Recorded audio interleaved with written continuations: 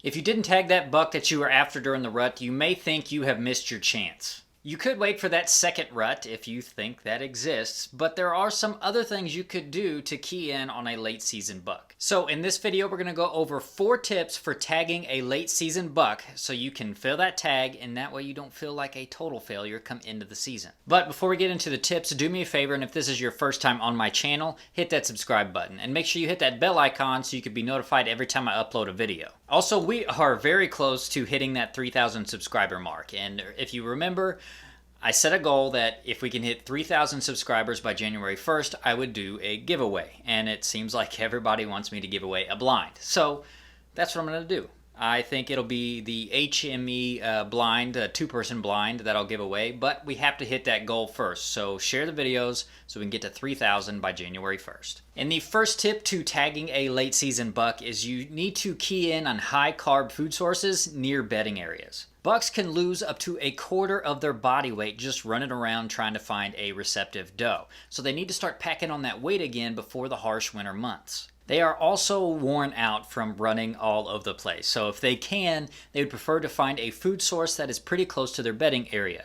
So you need to look for corn, beans, acorns, and good woody browse near south-facing slopes. These south-facing slopes warm up faster during the colder months, so key in on these areas so you can cut them off going to food. And the second late season tip is to find both thermal and solar bedding areas. Knowing the difference between the two different types of bedding areas and when deer will use them will help you pick stand locations during different weather conditions. And I've already mentioned what solar bedding areas are. So south-facing slopes that allow deer to catch the sun's rays for a lot longer periods during the day. It's also going to block those cold northern winds. Thermal bedding probably makes you think of thick stands of cedars, and that is kind of true.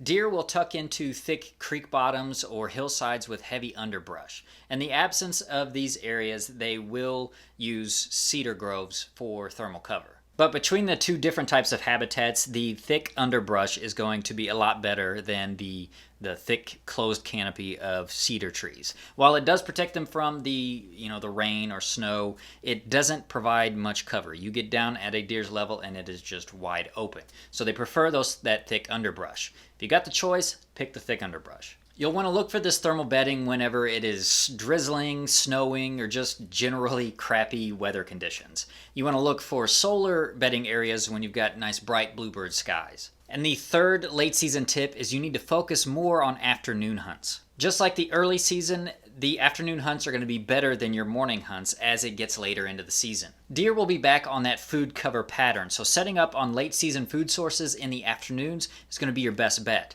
This is when I get back to hunting near food plots. Just remember to have a good exit strategy so deer don't figure out where your stand is, and only hunt these areas when the wind is in your favor. And the fourth late season tip is to take advantage of changes in weather. Weather is the biggest factor in determining deer movement patterns, so it's a good idea to pay very close attention to it. If you get snow during the late season, you definitely need to take advantage of the increased visibility. You'll be able to find out exactly where the deer are moving right now, so you can set up on a location that is advantageous to you. You might even find trails that you never would have been able to find without that snow. If you're not getting any snow, or you live in an area that never gets snow, look for periods where there is a cold snap or a break in some extremely terrible weather. So that was 4 late season tips to help you tag a buck before the season ends. If you have any more tips, leave those down in the comments below. Also, don't forget about the giveaway, and we got to hit that 3,000 mark by January 1st. Hit that like button if you like this video, share it if you found it helpful, and to help us reach the 3,000 mark so I can do the giveaway. And make sure you hit that subscribe button so you can stay informed.